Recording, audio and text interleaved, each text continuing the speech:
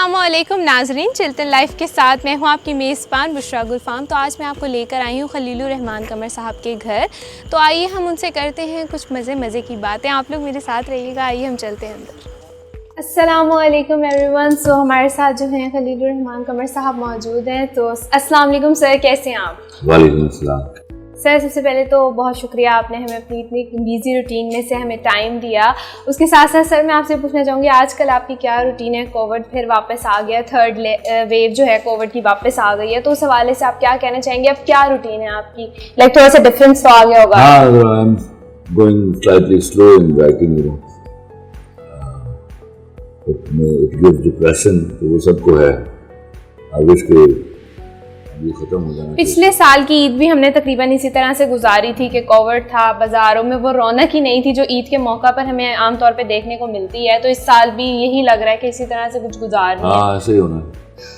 अच्छा सर, मुझे ये बताएं कि मतलब आप जो बड़े एक जिसे कहते हैं डेप्थ वाले इंसान है, हमेशा जो भी बात आपकी ज़्यादातर मैंने जो सुनी है वो बड़ी डीप होती है और उसको समझने के लिए उसको 2 से 3 दफ़ा सुनना पड़ता है, फिर जाके समझ आती है। तो मैं आपसे पूछना चाहूँगी कि आपके नज़दीक ज़िंदगी क्या है? It is the why you people think about जिंदगी क्या है? Why don't you think something blessed? You are blessed with something and you want to live it with a pump and show. I believe when you get the concept about your life and you start living it, you really know that you are living.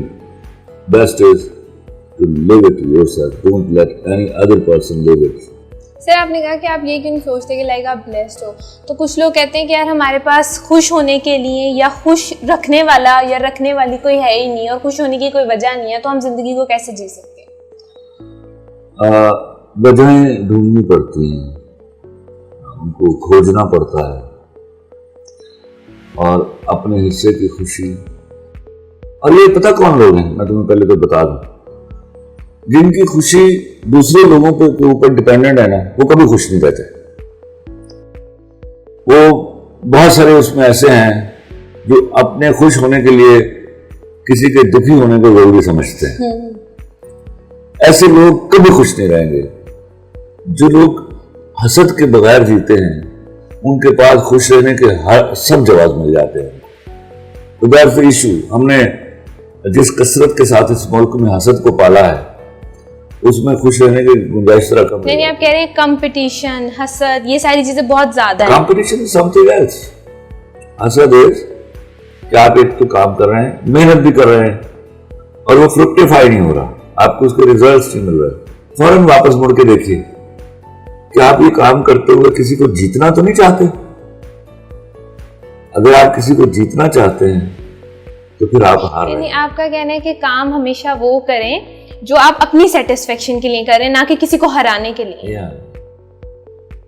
अच्छा sir, आपके नज़दीक एक अच्छा इंसान क्या है? मतलब एक अच्छी औरत, एक अच्छा मर्द, एक अच्छा बच्चा, एक अच्छा लड़की लड़का, कौन है एक अच्छा इंसान की? क्या आप डेफिनेशन डिफाइन करने के लिए? नहीं सर, हम सुनना चाहते हैं ना आपको। लाइक आप वेल डिफाइंड। देखिए,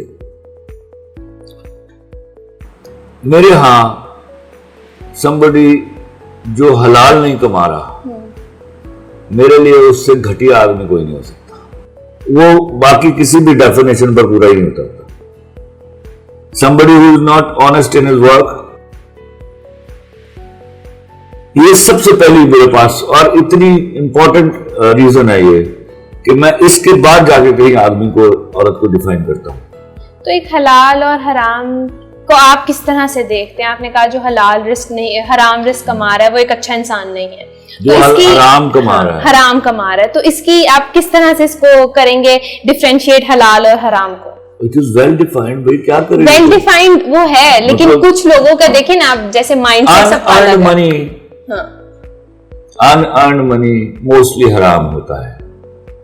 ब्राइब लेना, किकबैक्स लेना, किसी का हक मारना, ये सब इसके थ्रू आपको हराम पैसा मैसर आता है। To commit dishonesty with your work and get the salary, ये हराम है। ऐसे लोगों को मैं उस पर्टिकुलर डेफिनेशन में के करीब घुसने नहीं देता हूँ। अच्छा सर, मैं आपसे पूछना चाह रही थी कि घर के माहौल के हवाले से अगर हम बात करें, वैसे जो है कहा जाता है कि घर में सिर्फ जो है बीवी की हुक्मरानी होती है। आपकी पर्सनैलिटी को अगर देखें तो बड़ी एग्रेसिव पर्सनैलिटी आप साउंड करते हैं। तो मैं आपसे पूछना चाहूँगी, एक घर में जो है आपके घर का माहौल कैसा है? लाइक बच्चे बहुत डर के रहते हैं और घर का जो एक होल्ड चला रहे होते हैं वो आप चला रहे हैं वाइफ के हाथ में, क्या इसका क्या? मेरी 2 टके भी औकात नहीं है मेरे घर पे। Okay It is all done by my wife and my daughters. They are the most powerful persons in my house. Okay. तो मेरी हिम्मत नहीं कि उनके सामने मैं बात कर लूँ। मुझे रात को 10 साढ़े 10 बजे के बाद घर से बाहर जाना हो तो मैं अपनी बेटी से इजाजत लेके जाता हूँ और I have to give justification. तुम क्या बातें कर रही हो? ओके सर, तो इसके साथ साथ आपने बताया कि माशाल्लाह आपकी जो वाइफ और आपकी डॉटर, हमने ये भी सुना है कि आपकी एक फ़िल्म आ रही है, उसमें आप कुछ नए कैरेक्टर्स लॉन्च कर रहे हैं। उस फिल्म के बारे में, अपने कुछ नए प्रोजेक्ट्स के बारे में थोड़ा सा बताते चलें। अभी फिल्म देखिए, cinema is not in a good situation. Film मेरी आ रही है, वो लंदन नहीं जाऊंगा, वो already that is shot in Pakistan and the residue 38% work is to be done in London. तो उसके लिए हम वेट कर रहे हैं कि कब ये रास्ते खुलते हैं और सिचुएशंस खुलती हैं। पर उससे भी ज़्यादा इम्पोर्टेंट है कि इस फियर की सिचुएशन में सिनेमा कैसे काम करेगा। तो until cinema is widely open and public is ready to go there, film अभी खसारे में है। ओके अच्छा सर, मुझे इसके साथ साथ ये बताएं कि पाकिस्तान में एक गर्लफ्रेंड और बॉयफ्रेंड का जो कॉन्सेप्ट है उसको आप किस तरह से देखते हैं? लाइक कि क्या कॉन्सेप्ट है? और बहुत सारी जो हैं आजकल चीज़ें हैं, अब टिकटॉक की हम बात कर लें। एक बात याद रखिएगा जी, ये मैं बहुत पहले सीरियल्स में कह चुका, and that will be proven now in days to come। लड़की और लड़के में कोई दोस्ती नहीं होती। लड़की और लड़के में दोस्ती बस तब तक होती है जब तक लड़की मान नहीं जाती। मर्द घाट पर बैठा हुआ चोर होता है, वो वेट करता है किस दिन वो चुंगल में आ जाए। तो ये कॉन्सेप्ट कोई लड़कियों का इजाद किया नहीं है, ये हम लड़कों ने दिया, लड़कों ने, मर्दों ने दिया आपको फांसने का एक तरीका है to start from being friend, okay, and it ends up then on girlfriend। तो उससे अगर तुम बच जाओगे तो ठीक है, वरना औरतों की सप्लाई बढ़ जाएगी, 2 नंबर औरतों की, इससे ज्यादा कुछ नहीं होगा। सही से। अच्छा सर, ये शादी का जो एक कॉन्सेप्ट है आपके नजदीक, ये शादीशुदा जिंदगी क्या है आपके नजदीक? क्या है मतलब क्या आप इसको क्या समझते हैं? एक लाइफ होती है हमारी, बैचलर लाइफ है, एंजॉय कर। अच्छा, ये तो बिल्कुल इसी तरह का सवाल है। मतलब ये कपड़े पहनने का क्या कॉन्सेप्ट है? Do you know sanctity? माशरे कैसे डेवलप होते हैं? नंगा आया था इंसान, फिर उसको आहिस्ता आहिस्ता तमीज दी गई, फिर उसको जब बहुत सारी तादाद हो गई तो उसको एक सोशल सेटअप में जीने का तरीका बताया गया। डिफरेंट रिलीजन्स जब आए तो उन्होंने सबको डेकोरम सिखाया। तो ये तहजीबें हैं, ये माशरत है जिसने आदमी को, इंसान को ढप के रहना सिखाया, एक दूसरे के हुकूक और एक दूसरे के फराइज को जानना सिखाया। वो एक बॉन्डिंग क्रिएट करती है जिसमें एक social setup, social contract develop होता है। उस सोशल कॉन्ट्रैक्ट के तहत हम एक दूसरे का लिहाज करते हुए आगे बढ़ते हैं। शादी हर मजहब का एक मुकद्दस तरीन फरीजा है, to create bonding between a woman and a man. समझे? एक हलाल जैसे हाँ, कह सकते हैं हलाल तरीका। देखिए, आप कह सकते क्या, हलाल तरीन तरीका है। समझो, अगर इस बॉन्डिंग से कोई आजाद होकर रहना चाह रहा है तो उसका अंजाम अगले 4, 5, 10 सालों में आपको नजर आ जाएगा। एक मिनट छोटा सा और है, वो कहते हैं कि जो इश्क में नाकाम हो जाते हैं आमतौर पे, वो ऐसा इश्क जब होता है तो आदमी नाकाम ही नहीं होता। तो लोग इश्क में तो आप कैसे डिफाइन करेंगे? इश्क का तो हो जाना ही बजाय खुद कामयाबी है, वो अफेयर में नाकाम होते हैं। सही इसके समथिंग एल्स। अच्छा सर, इसके साथ साथ आप हमें बताएं कि आपकी पहली और आखिरी मोहब्बत कौन है? पहली मोहब्बत भी मेरे काम था, मेरा आखिरी भी मेरा काम है। तो सर, जब आप लिखते हैं तो ये एक, जैसे कहते हैं, सिगरेट और ये लिखने का आपस में क्या ताल्लुक है? वो बदकिस्मती से एक मजबूरी बन गई। मजबूरी बन गई। वैसे इसका कोई आपस का कोई इतना खास रिलेशन? सिगरेट छीन लो तो मैं लिखना बंद कर देता हूँ। तो ये क्या मतलब? मैं अब भी बता रहा हूँ कि बदकिस्मती हो गई, बीमार भी हो जाता है, समझो ये जहनी तौर पर बीमार हो जाएगा। Okay okay. अच्छा सर, आमतौर पे हमने देखा है कि आपके ड्रामा वगैरह को लोग देख के रो पड़ते हैं, और मैं भी रो पड़ी थी लास्ट एपिसोड देख के। तो इसमें आपका एक मतलब जिसे कहते हैं एक लिखने की इंटेंसिटी होती है, तो उस इंटेंसिटी से आप लिखते हैं कि लाइक लोग उसको देख के रो पड़ते हैं। तो ये इसकी एक टैलेंट है, आपको शौक है, या क्या आप उसमें इस तरह की क्या ऐसी चीज डाल देते हैं? का लफ्ज जो है ना, जी, उसको मैं डिस्कस भी नहीं करता। क्यों सर? ये कुदरत की देन और जुनून है जिसके साथ में काम करता हूं। तो शौकीनों ने तो बर्बादियां की हैं हमेशा, जुनूनियों ने करके दिखाया कुछ। तो यानी अगर शौक है तो कोई काम नहीं। अरे सोचो भी ना, मेरे पास बैठे आगे बात करेंगे, जो शौक है एक्टिंग का, तो उसके बाद वो घर चला जाता था। ओके। अच्छा सर, ये जो आजकल न्यू फेसेस आ रहे हैं सोशल मीडिया के थ्रू, जिसमें डिफरेंट एप्लीकेशंस हैं, बहुत सारी हैं, मैं किसी स्पेसिफिक का नाम नहीं लेना चाहूंगी, बहुत सारी हैं, उन न्यू फेसेस को आप क्या कहना चाहेंगे? कौन से न्यू फेसेस? मुझे बताओ नाम। बहुत सारे आ रहे हैं, लाइक कुछ लॉन्च हो रहे हैं सोशल मीडिया के थ्रू। सोशल मीडिया की कौन सी एप्लीकेशन? जैसे अभी एक पार्टी गर्ल आई है जिसने एक वीडियो बनाई थी छोटी सी, और वो बहुत ही ज्यादा फेमस हो गई। हिट हो गई, इससे हो जाता है। बाजूकात वो मेरे मुंह से कुछ फिक्र किया, तो ऐसी बहुत सारी कुछ ऐसी अनोखी चीजें हो जाती है जो for the time being hit हो जाती हैं, तो उनका परपेचुअलिटी से कोई ताल्लुक नहीं होता, वो मेरे डिस्कशन में नहीं आती। अच्छा सर, आप जो हैं पाकिस्तान के वाहिद ऐसे इंसान हैं जिसने एक जिसे कहते हैं मर्दों के हकूक के बारे में, उनके बारे में, उनकी फीलिंग्स को लेके बात की है, और जो एक पूरा सिनेरियो करंट चल रहा है उसके हवाले से बात की है। इस हवाले से आप क्या कहना चाहेंगे? इस सतही तौर पर ये लगता है कि मैंने मर्दों को जगाया है, ना ना, असल में मैंने अपने यहाँ की औरत को जगाया है कि देखो ये 2 नंबर औरतें चाहती हैं कि आपके बराबर बिठा दिया जाए इनको, तो बिगड़ा, समझो। मर्द को तो सिर्फ मैंने ये सिखाया कि देखो अगर औरत ऐसा कोई गुनाह कर रही है तो उसके मुंह पर तेजाब ना फेंको, ऑनर किलिंग ना करो उसकी, उसके मुंह पर थप्पड़ ना मारो, उसको जाने दो। अदरवाइज मैंने औरत को सिखाया कि अगर तुम ये जगह देने के लिए तैयार हो, देखो एक अच्छी औरत कुर्बानियां देने से बनती है। अगर एक ऐसी औरत तुम्हारे बराबर बिठा दी जाए जिसने कोई कुर्बानियां नहीं दी अपनी इज्जत आबरू को बचाने में, तो क्या तुम राजी हो इस बात के ऊपर? लेकिन सर कुछ लोगों का तो ये कहना है कि लाइक रिश्ते जो बनते हैं ना, दोनों तरफ की कुर्बानियों से बनते हैं। अगर सिर्फ एक ही शख्स रिश्ते को चलाने के लिए कुर्बानियां दे तो वो रिश्ता नहीं। ऑफ कोर्स ये कुर्बानियां 2 तरफा होती हैं जब घर चलते हैं ना, लेकिन याद रखिए माशरत चूंकि औरत के हाथ में होती है, वो जरा ज्यादा कुर्बानियां देती है। मर्द की कुर्बानियों की नौयत कुछ और है, वो मेहनत करता है, धूप की जलती हुई धूप में करता है यार, वो बच्चों के लिए पता नहीं कौन कौन सी शहर बदलियां देखता है, मुल्क बदलियां देखता है। तो ये सारी कुर्बानियों के तरीके अलग अलग हैं। अच्छा सर, मैं आपसे पूछना चाहूंगी कि आपके बहुत सारे प्लेज हैं वगैरह, और स्पेशली जो एक बड़ा मशहूर मेरे पास तुम हो, हम लोग तो बहुत रिपीट कर करके देखते हैं आपकी फिल्म पंजाब नहीं जाऊंगी, बड़ी रिपीट कर करके देखी जाती है क्योंकि एक चीज पसंद आए तो उसको बार बार देखने का दिल करता है। आप पर्सनली कौन सी ऐसा आपका प्ले है या कौन सी ऐसी चीज है जिसको आप बार बार रिपीट देखते हैं, या आप देखते ही नहीं है? देखो हम चूंकि काम कर रहे होते हैं ना, सबसे पहली चीज तो ये है कि मोस्ट ऑफ द प्ले में जाके एडिटिंग पे देखता हूँ कि क्या बना है।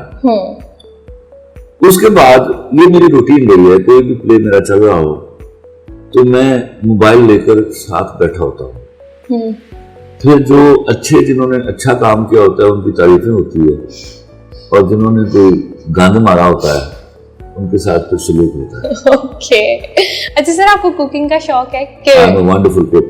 वंडरफुल। सबसे अच्छा आप क्या बना लेते हैं? बहुत सारी चीजें बहुत अच्छी बना लेते हैं। तो कौन सा वीकेंड का डे आप डिसाइड करते हैं? इस बार वीकेंड ना, अर्लियर तो ऐसा होता था, लेकिन अब कभी कभार होता है।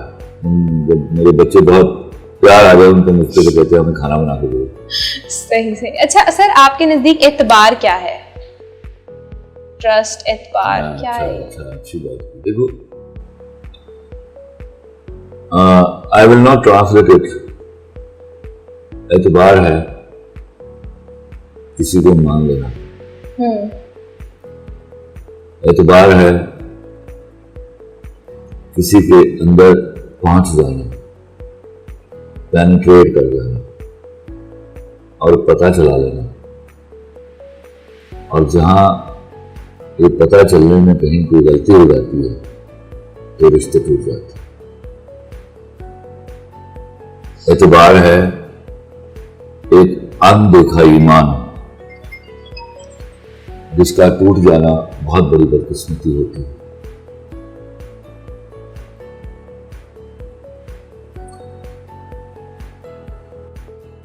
अच्छा सर, आपके नज़दीक एक वफादार मर्द और एक वफादार औरत क्या है?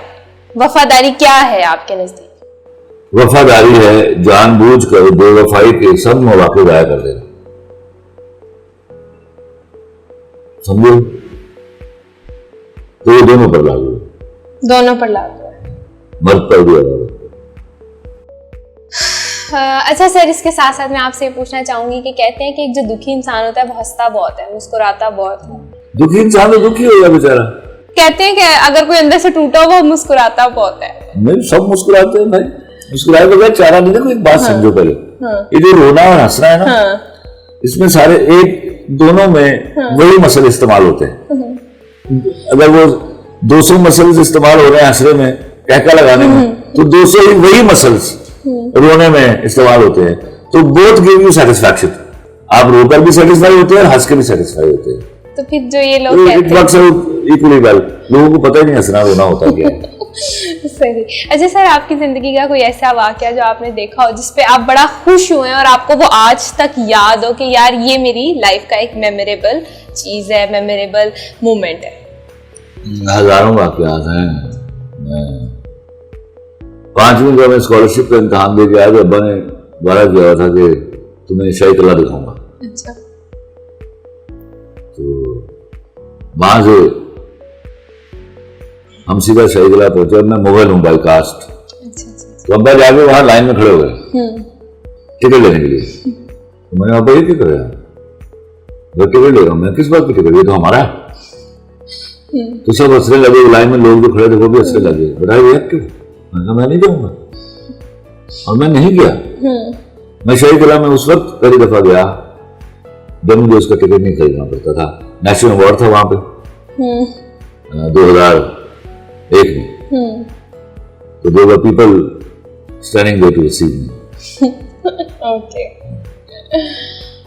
That's very good. अच्छा सर, आजकल की जितनी भी यूथ है, नौजवान है, बच्चे बच्चियां, लड़के लड़कियां, मर्द औरत, उनके बारे में आप क्या कहना चाहेंगे? उनको आप क्या नसीहत करना चाहेंगे? They should be honest enough and earning halal. That's the most important thing. Otherwise आप कुछ भी चेंज नहीं कर पाएंगे। हराम बजाय खुद इतनी बड़ी बुराइयों की माँ है कि उसके बाद आप अपना माशरा और अपने आप को ठीक नहीं कर सकते। आप थोड़ा खाइए, हलाल का खाइए। वो हलाल आपको सेहत भी देगा, मुस्कुराहट भी देगा और अच्छी नींद भी देगा। तो इसीलिए आजकल लोग कहते हैं कि हम सुकून की नींद नहीं सो पाते। ऐसे लोग कहाँ सोते? हराम के अंदर दाखिल होने का एक रास्ता है, निकलने के 10,000 रास्ते हैं। आपको पता ही नहीं चलता कहाँ से फिर वो निकल रहा है। ऐसे ही है। अच्छा सर, आप हमें अपनी कोई नज़म या गजल सुनाना चाहें? कोई आपकी जो बहुत फेवरेट हो खुद की? नहीं, अभी मैं ताज़ा कलाम सुना देता हूँ आपको। जी सर, जरूर।